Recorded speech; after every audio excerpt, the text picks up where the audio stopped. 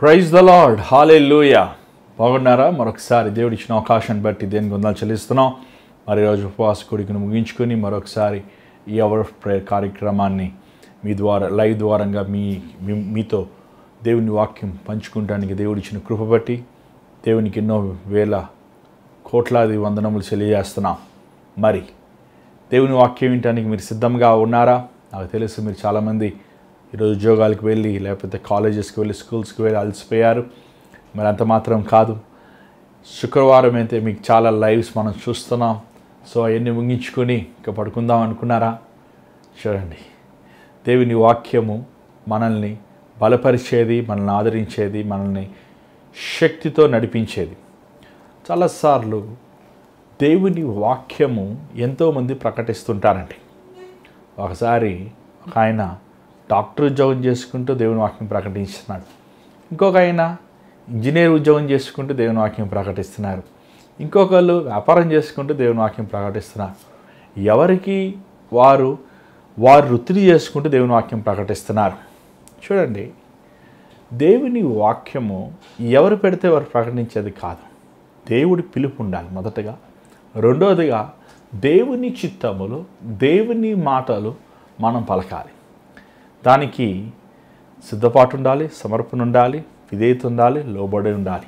కానీ ఈరోజు YouTube, Facebooks ఇలా సోషల్ మీడియా వచ్చాక ఎవరికి వారు ఆత్మను రక్షిస్తారని చెప్పి ఎంతో దేవుని నామానికి సిగ్గు తీసుకొస్తున్నారు. చూడండి, ఒక వైద్యుడు, ఒక డాక్టర్ వారు మాత్రమే సర్జరీ చేయాలి, అంతే కదా? ఎవరు పెడితే వారు సర్జరీ చేస్తానికి అనుమతిస్తుందా ప్రభుత్వం? లేకపోతే మీరు అనుమతిస్తారా? ఏమండి, ఒక వ్యక్తి తన గురించి చదువుకోవాలి, దాని యందు ప్రాక్టీస్ చేయాలి. ఆ సర్జరీ అది కూడా వారు ఎంతో అనుభవం చూసి మనము వారు ఆపరేషన్ విషయంలో లేకపోతే ఆ సర్జరీ విషయంలో మనం ముందుకు వెళ్తుంటాం. వాక్యం వినేది కూడా అంతేనండి. చాలాసార్లు మనం వాక్యం వినాలని ఆశిస్తున్నప్పుడు వారు వాక్యానికంటే ఎక్కువగా వాళ్ళ గొప్పతనము, వారు డబ్బాలు, వారు సంగతులు చెప్తుంటారు. వాక్యం చదువుతున్నప్పుడు పాత నిబంధనలో చాలాసార్లు మనకి ఆ ప్రవక్తలు ఎక్కడి నుంచి వచ్చారు, వారు అనుభవాలు ఏంటి, లేకపోతే వారు ఎలాగా వారి పితరులు లేకపోతే వారి సాక్ష్యాలు ఏంటి అనే సంగతిని మనం ఎక్కువగా చూడం కూడా. ఆ సమయంలో వారు ప్రత్యక్షమవుతాం, దేవుని మాటలు సెలవిస్తాం, మనం చూస్తున్నాం. దేవుని వాక్యము మన చేతిలో ఉన్న బైబిల్తో మ్యాచ్ అవ్వాలి.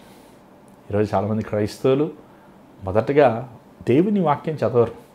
అందుకే ఇలాంటి సోషల్ మీడియాల్లో ఎక్కడ చూసినా బోధకులు వాక్యం చెప్తున్నప్పుడు వారు అది దేవుని వాక్యమని అనుకుంటుంటారు. చూడండి, మన చేతిలో ఉన్న జీవ గ్రంథము అది దేవుడే స్వయంగా మనకి ఇచ్చిన పుస్తకం. ఈ పుస్తకమును మనం జాగ్రత్తగా చదవకపోతే ఈ అంచెదినముల్లో మనం మోసపోతుంటాం. దేవుని మాట ఏంటి, దేవుని భాష ఎలా ఉంటుంది, దేవుని మనసు ఎలా ఉంటుందని మనం తెలుసుకోవాలనుకుంటే మనము దేవుని వాక్యముని చదవాలి.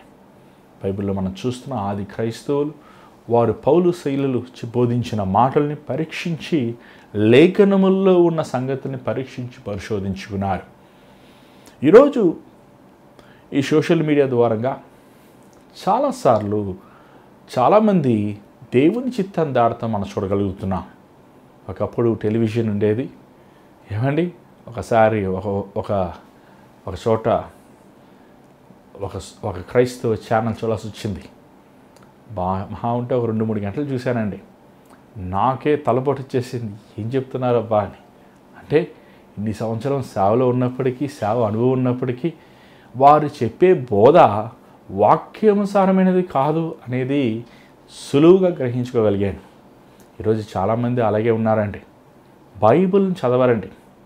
చేతుల్లో మీరు ఫోన్ పట్టుకున్నట్టు బైబిల్ని పట్టుకుంటే ఈ పాటికి మీ బ్రతుకులు బాగుపడిపోయి ఉండేవి, మీరు సఫలతను పొందేవారు.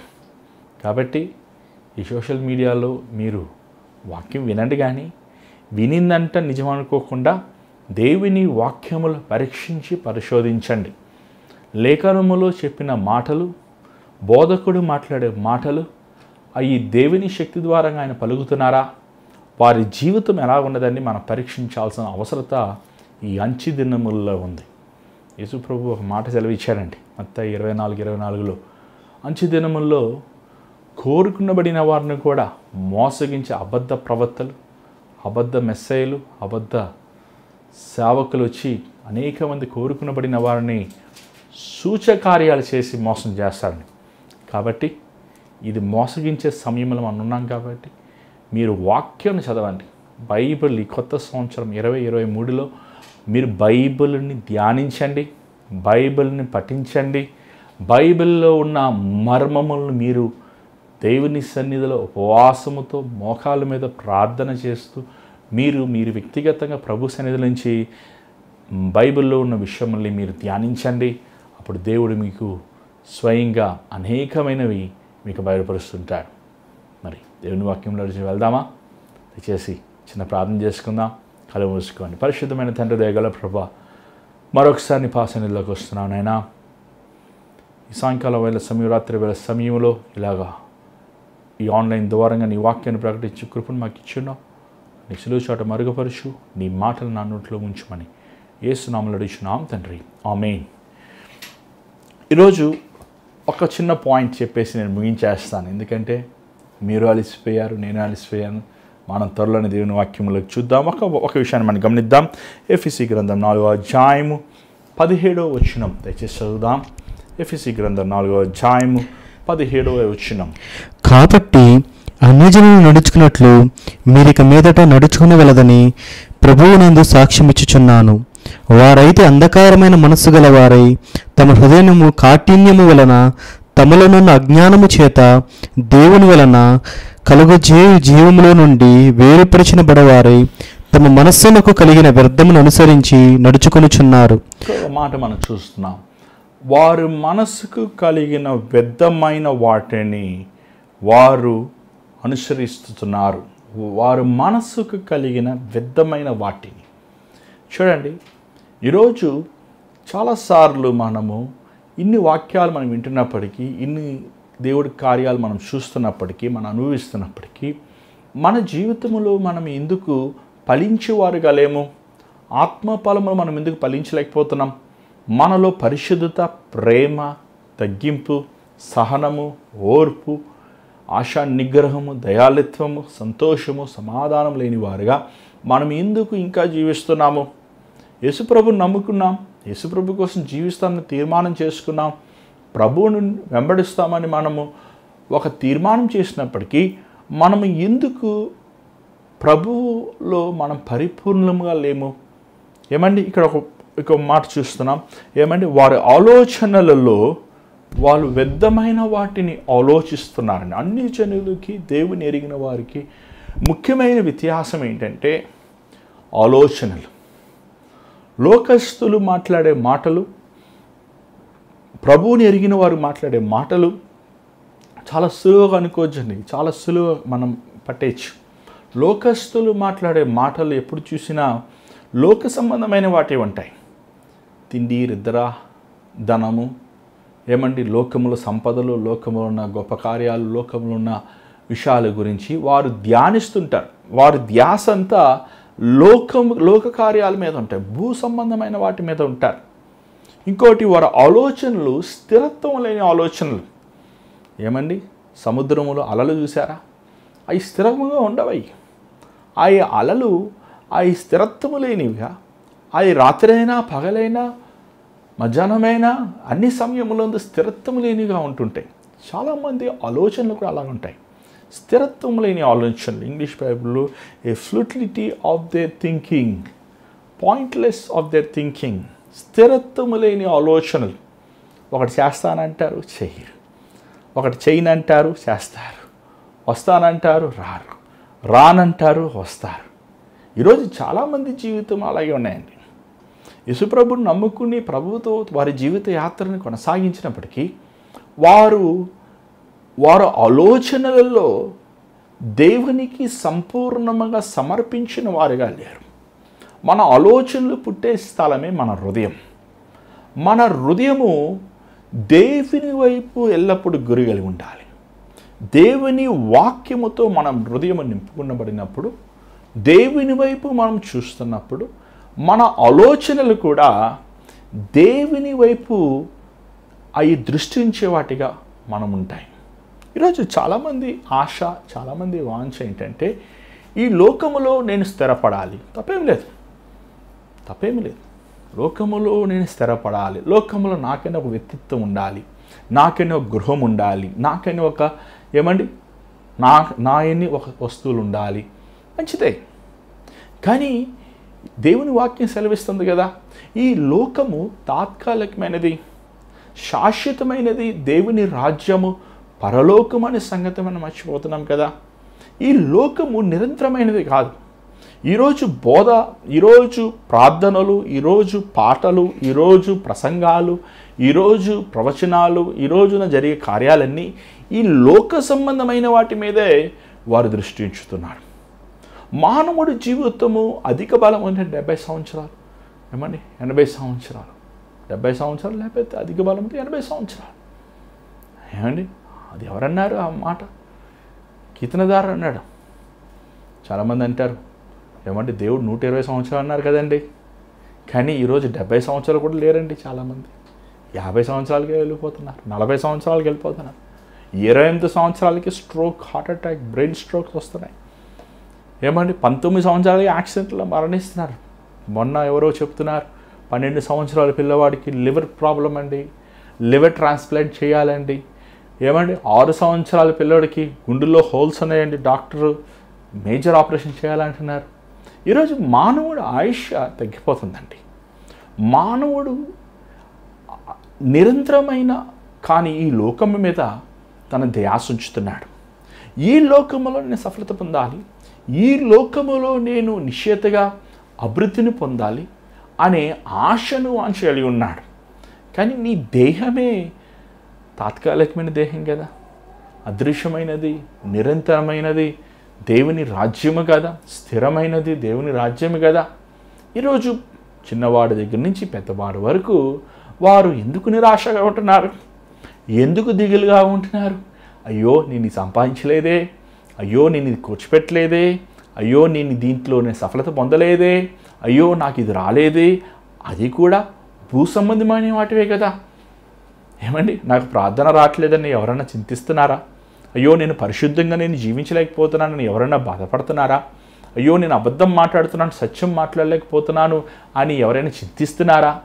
ఈరోజు మన దుఃఖము, మన వేదన, మన ఆలోచించే విధమంతా కూడా భూ సంబంధమైన వాటిదే కదా. ఈ భూమి శపించబడింది. ఈ భూమిలో ఉన్న సర్వము దేవుడు నాశనం చేయబోతున్నాడు. కానీ చాలామంది వారి ఆలోచనలన్నీ కూడా భూ సంబంధి వాటి మీదే వారు ఉంచుతున్నారు. అందుకే దానివల్ల ఏం జరుగుతుంది? వారు గ్రహింపు చీకటి, ఇంగ్లీష్ వేళ మనం చూస్తాం, they are darkened in their understanding. వారు అవగాహన, వారు గ్రహించుకునే గ్రహింపు చీకటిది. చీకటి సంబంధమైన వారు ఎలా గ్రహించుకోగలుగుతారు దేవుని వాక్యాన్ని? దేవుని వాక్యము వెలుగై ఉన్నది. యేసు ప్రభు ఈ లోకానికి వెలుగై ఉన్నారు. ఆయన నమ్మిన వారు ఈ లోకానికి వెలుగై ఉన్నారు. దేవుని వాక్యము మనల్ని వెలిగించేది, సర్వసత్యములు నడిపించేది, చీకటిని నుంచి వేరు చేసేది. నువ్వు దేవుని వాక్యముతో నింపబడి ఉన్నప్పుడు, దేవుని వాక్యాన్ని నువ్వు చదివినప్పుడు నీ గ్రహింపు, నీ అవగాహన, నీ ఆలోచన విధము మారిపోతుందండి. నువ్వు దేవుని వాక్యాన్ని చదివినప్పుడు శాశ్వతమైన నిరంతరమైన ప్రభు రాజ్యం మీద నీ మనస్సు ఉంటుంది. నీ నీ నీ నీ హృదయము ప్రభు వైపు చూస్తుంటుంది.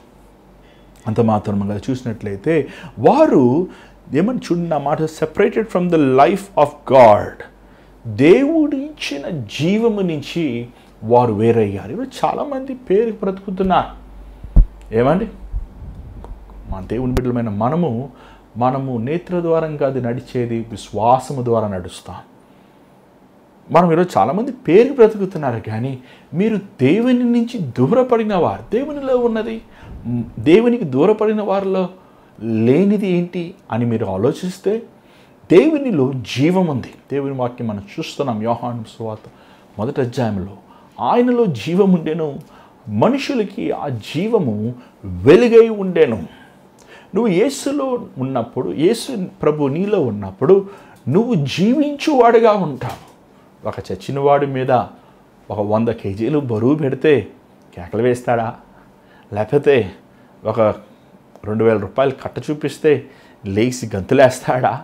తను చచ్చిపోయినవాడు, నొప్పి తెలియదు, బాధ తెలియదు, ఆనందము తెలియనివాడు, స్పందన లేనివాడుగా ఉంటాడు. ఈరోజు చాలామంది ఆత్మీయంగా చచ్చిపోయినవారు. పరిశుద్ధాత్ముడు మిమ్మల్ని ఒకప్పుడు వెలిగించాడు.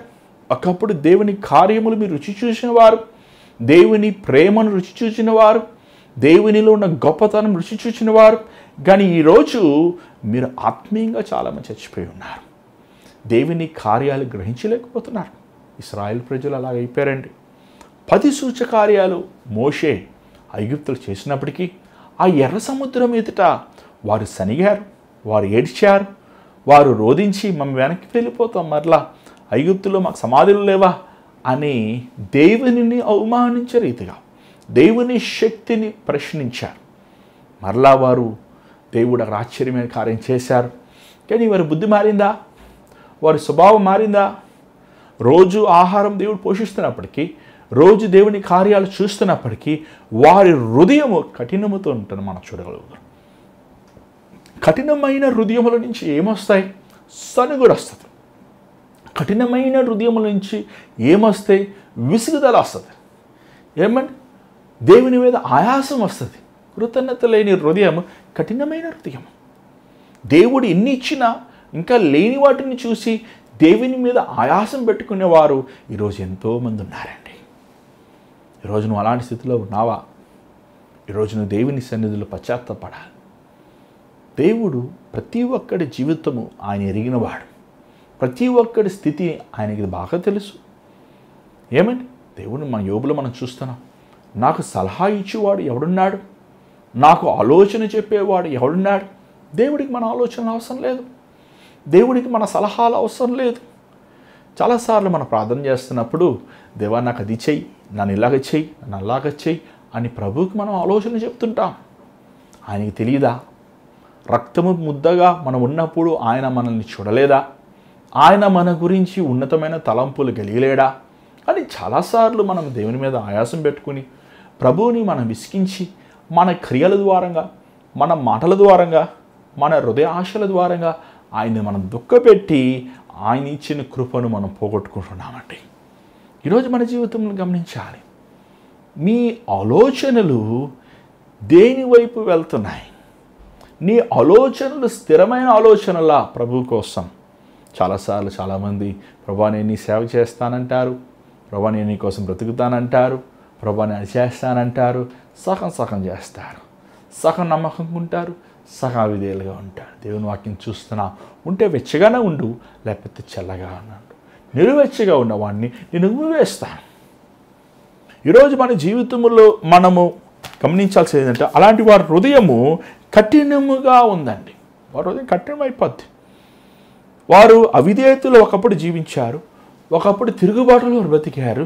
కానీ ఈరోజు అలాంటి హృదయములో కొనసాగిన వారు వాళ్ళ హృదయము కఠినమైపోతుంది, బండ అయిపోతుందండి. ఈరోజు చాలామంది క్రైస్తవులు మందిరానికి వెళ్తారు, ప్రభా నేను తప్పు అంటారు, పాపం చేశానంటారు. 31వ తారీఖు ఎన్ని ప్రార్థనలు చేశారో, 1వ తారీఖు ఎన్ని నిబంధనలు చేశారో దేవుడికి. ఓ బైబిల్ చదివేస్తాను, నేను గంట సేపు ప్రార్థన చేసేస్తాను. అబ్బాబాబా, ఏమైపోయినాయి ఆ నిబంధనలన్నీ? దేవుడు ఏమన్నా చోటువాడా, మగవాడా? దేవుడికి తెలీదా నువ్వు చేసేవి? ఈరోజు చాలామంది వారు దేవునికి చెప్పిన మాటలు, దేవునికి చేసిన వాగ్దానాలు నెరవేర్చకుండా వారి జీవితంలో శాపించు. అలాంటి వారండి హృదయం కఠినమైపోతుంది. మన సౌలు మనం చూస్తున్నాం. సౌలు ఎంత దుర్మార్గమైన పని చేశాడు తెలుసా అండి? యాజకుడు బలి అర్పించాలి, కానీ సమూయేలు వచ్చే వరకు ఆలస్యం అవుతుందని చెప్పి తనే బలిని అర్పించాడు. అడిగితే మనుషులు వెళ్ళిపోతున్నారు కదా. సౌలు ఒకప్పుడు గాడిదలమ్మట వెళ్ళేవాడు, దిక్కులేనివాడు. గాడిద స్వభావం ఏంటి? తిరుగుబాటు స్వభావం. కానీ దేవుడు తన సౌలుని పిలిచి తన హృదయంను మార్చి తన పరిశుద్ధాత్మతో నింపి ప్రవక్తలతో సమముగా తను అభిషేకించి తను రాజుగా వేస్తే ఏమంటాడు తెలుసా సమూయేలుతో? ఏమంటే నేను పాపం చేశాను, అయినప్పటికీ నన్ను మనుషులు ఎదుట గణపరచు. పాపము చేసేవాడు సిగ్గుకు పాత్రుడు, పాపము చేసిన వాడు అవమానానికి పాత్రుడు. పాపం చేసిన వ్యక్తి దేవుని దగ్గర నుంచి శిక్షణ ఎదురు చూడాలి, కానీ ఘనతను ఎలా ఎదురు చూస్తావు? కానీ తన మనసు మారలేదు. మన దావీదును చూస్తున్నాం అదే స్థితిలో. దావీదు తను చేసిన తప్పు నాతాను ప్రభు ఎత్తి చూపించినప్పుడు తన తప్పుని బహిరంగంగా ఒప్పుకున్నాడు. పనివారు కూడా తను అపాసించినప్పుడు, ఎగతాళి చేసినప్పుడు తను మౌనంగా ఉన్నాడు. ఆ బాధని, ఆ వేదనని అనుభవించాడు. మనుషుల్ని ఎవరు తిరగబడి మాట్లాడలేదు, కానీ ఆ సిగ్గుకి పాత్రునని, నేను ఈ దుర్మార్గమైన కార్యం నేను చేశానని బహిరంగంగా తను ఒప్పుకున్నాడు. ఈరోజు కూడా దావీదు చేసిన దుర్మార్గమైన కార్యాలు మనమందరం చూస్తున్నాం బైబిల్లో.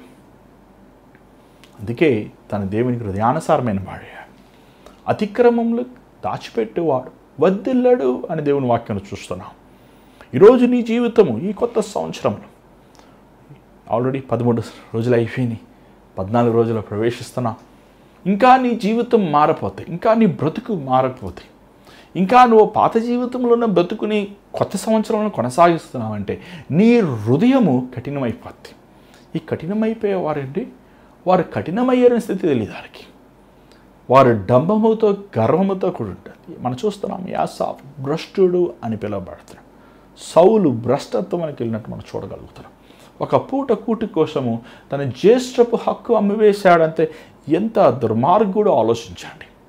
అబ్రహాము పెద్ద మనవుడు, ఇసాకు పెద్ద కుమారుడు, లెక్క ప్రకారం వారసతనము తనకే, తన వంశమే ద్వారా లోకరక్షకుడు మెస్సయ్య జన్మించాల్సింది. కానీ తను తిండిపోతయ్యాడు కాబట్టి, తను వ్యభిచారి కాబట్టి, తన శరీర సంబంధమైన వాడు కాబట్టి దేవుడు తనని ఏం చేశాడు తెలుసా? కోరుకోలేదు.